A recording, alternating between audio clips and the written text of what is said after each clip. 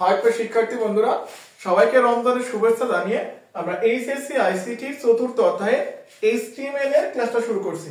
তো আমরা পূর্বে কয়েকটি ক্লাস নিয়েছি, অলমোস্ট 3-4টা ক্লাস হবে।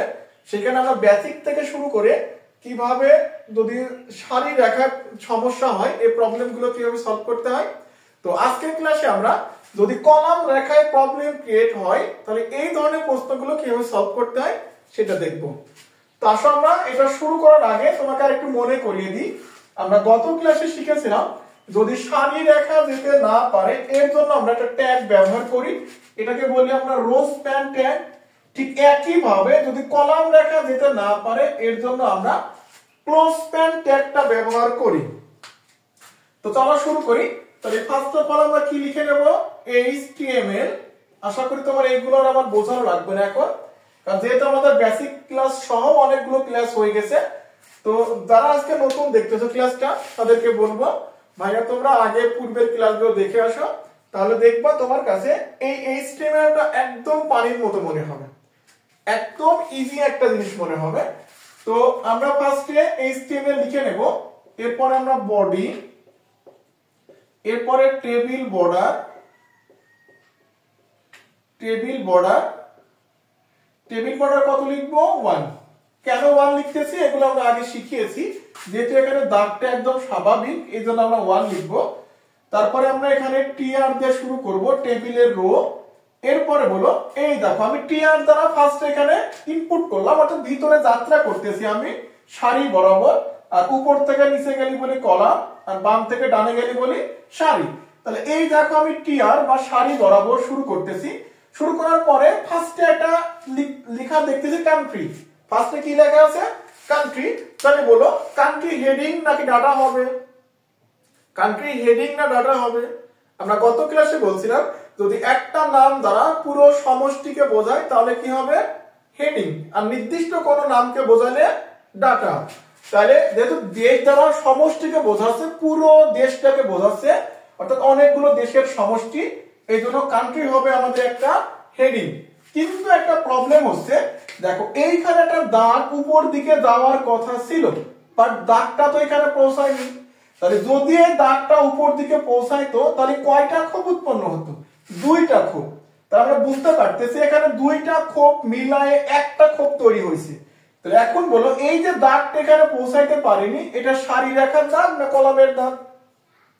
তুমি বুঝতে পারতেছো যে দাগটা উপর থেকে নিচে বা নিচ থেকে উপরে গেলে এটাকে বলে কলাম, এটাকে কি বলি বলো, কলাম বলি। তাহলে এখানে কলাম রেখার সমস্যা, এর জন্য ব্যবহার করব ক্লোজ স্প্যান ট্যাগ। তাহলে আমরা এখানে লিখে নেব TH, যেটা এটা টেবিলের হেডিং, TH ক্লোজ স্প্যান কত বলো, TH ক্লোজ স্প্যান 2, কারণ এখানে 2টা খোপ মিসিং আছে, এই জন্য TH ক্লোজ স্প্যান কত 2। এরপর আমরা এখানে লিখে নেব, যেহেতু এটা লিখে একটু এদিকে হয়ে গেছে তো বুঝে নাও, আমরা এরপর লিখে নেব এখানে কি ছিল বলো, কান্ট্রি লিখবো। এরপর আমরা নরমাল এখান থেকে আমাদের TH টা ক্লোজ করে দেব। আশা করি বুঝতে পারতেছো। তাহলে তারপর আমরা এখানে যেহেতু পুরো বক্সটা লেখা হয়ে গেছে, দেন আমরা এখানে TR টা ক্লোজ করে নেব। এরপরে আমরা এই লাইনে আসবো, যেহেতু আমাদের এই পর্যন্ত হয়ে গেছে। তাহলে প্রথমে থাকছে আমাদের TD, এটা একটা টেবিলের ডাটা, তার আগে TR টা লিখে নাও।